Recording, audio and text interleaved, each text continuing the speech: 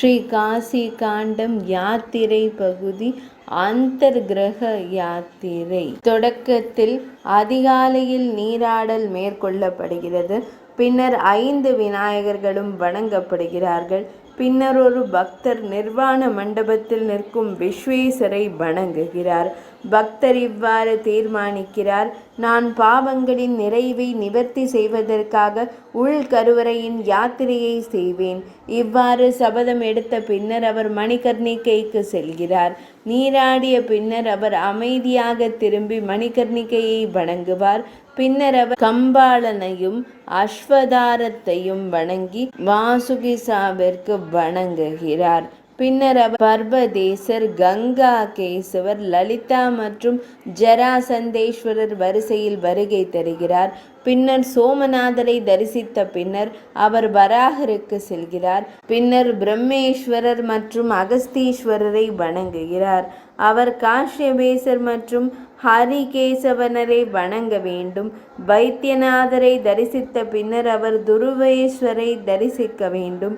பின்வருவனவற்றை தரிசித்து வழிபட்டு வணங்க வேண்டும்: எலும்புகள் போடப்படும் ஏரியில் ஆஸ்திகேபர், கோகர்ணேஸ்வரர், ஹடகேஸ்வரர், கீகேஸ்வரர், பாரபூதர், சித்திரகுப்தேஸ்வரர், சித்திரகந்தா, பசுபதீஸ்வரர், பிதாமகேஸ்வரர், கலசேஸ்வரர், சந்திரேசா, வீரேசா, வித்யேஷா, அக்னீஷா, நாகேஸ்வரர், ஹரிಶ್ಚಂದ್ரர், சிந்தாமணி விநாயகர் மற்றும் அனைத்து தடைகளையும் நீக்குபவர் சேனா விநாயகர்.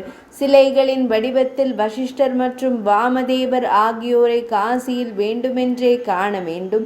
அவர்கள் பெரும் தடைகளை அழிப்பவர்கள். பின்வருவனவற்றை தரிசித்து வணங்குகிறார்கள்: சீம விநாயகா, கருணேசா, திரிச்சந்தியேசா, விருத்தாதித்யா, சதுர்பக்த்ரேஷா, சதுர்பக்த்ரேஷ், பிராமிஷா, மானப்பிரகாமேசா, ஈசானேஷா, காண்டி மற்றும் காண்டீஸ்வரர், பவானி மற்றும் சங்கரர், துண்டி வழிபட வேண்டும். அப்போது பக்தன் ராஜராஜேசனை வணங்க வேண்டும். அப்போது லங்காலீஷை வழிபட வேண்டும். பிறகு நகுலீஸ்வரர், பரான்னேசரை வணங்கிய பின்னர் பக்தர் பரத்ரவ்யேஸ்வரர், பிரதிகிரகேஸ்வரர் அல்லது நிஷ்கலாங்கேசரை வணங்குகிறார். மார்க்கண்டேசரை வணங்கிய பின்னர் அவர் அப்சரசேஸ்வரரை வணங்க வேண்டும்.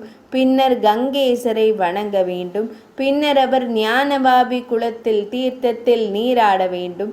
பின்னர் அவர் நந்திகேசர், தாரகேசர், மகாகாலேஸ்வர், தண்டபாணி, மகேஷர் மற்றும் மோக்ஷேசர் ஆகியோரை வணங்க வேண்டும்.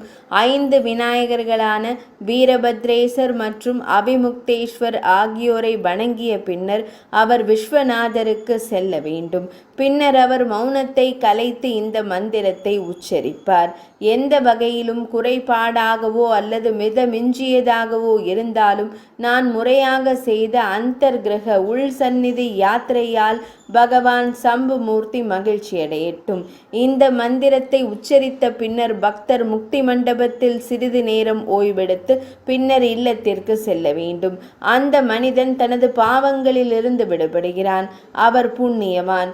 விஷ்ணுவின் நாளில், அதாவது சந்திர 11ஆம் நாளில் ஏகாதசி திதியில் ஒருவரின் சிறந்த தகுதியை மேம்படுத்துவதற்காக அனைத்து விஷ்ணு தீர்த்தங்களுக்கும் யாத்திரை விடாமுயற்சியுடன் செய்யப்பட வேண்டும். பாத்ரபத மாதமான ஆவணி மாதத்தில் 15ஆம் நாளில் பக்தர் குலஸ்தம்பத்தை வழிபட வேண்டும்.